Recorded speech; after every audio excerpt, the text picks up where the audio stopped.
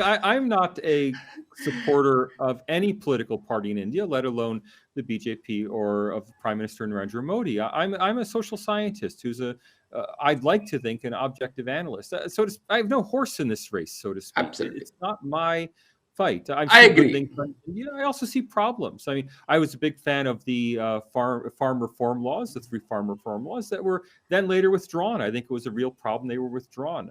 I'm very much opposed to the BJP government's policy of imposing export restrictions on farm products. I think those export restrictions harm farmers in an effort to keep prices low for the urban middle class. So, I mean, every government does things that one analyst will approve of or not approve of, and that's fine. The issue for me is not policy, it's democracy. The question is, does India have a healthy democracy? And I think all the objective evidence is that, yes, it does. Now, it's a problem when people conflate their own political disapproval of a particular party or person with a failure of democracy itself.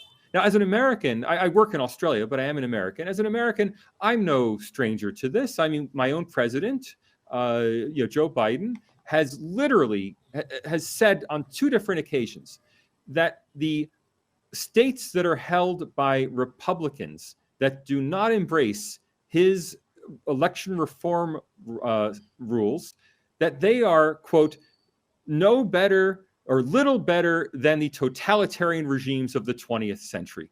Now, none of us take that seriously because we all know that Florida and Texas are not run by Nazis and communists, right? No one takes it seriously.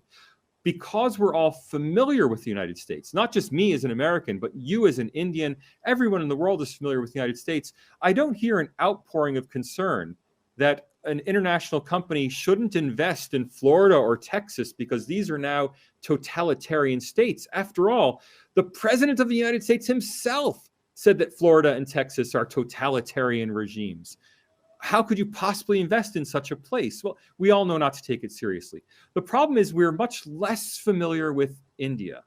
And so when we hear a very credible Indian intellectual who may be a professor at Harvard, or we hear an anthropologist who's a professor at Stanford, or we hear a leading Indian author saying that India no longer has any democracy, Narendra Modi is a fascist, he's a dictator. When we hear these epithets, well, most Westerners don't have any basis on which to evaluate them. We don't know whether to take them seriously or take them, as the print said, as the print put it in my own article in the print, take it with a grain of salt, that it's not to be taken seriously. And that's a real problem. That's a real problem for India, that because of our ignorance of India, we take these accusations seriously when we hear Trump is a fascist, Scott Morrison in Australia is a fascist, we ignore it, because we know it's not true. We know it's just political hyperbole. We don't know that for India,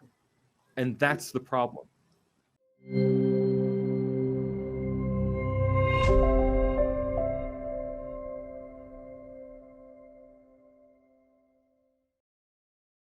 Please remember to subscribe to us and switch on the notifications for this channel. For our other social media links, more content, and to support our work, please visit citti.net. Dhanyavad. Namaskar.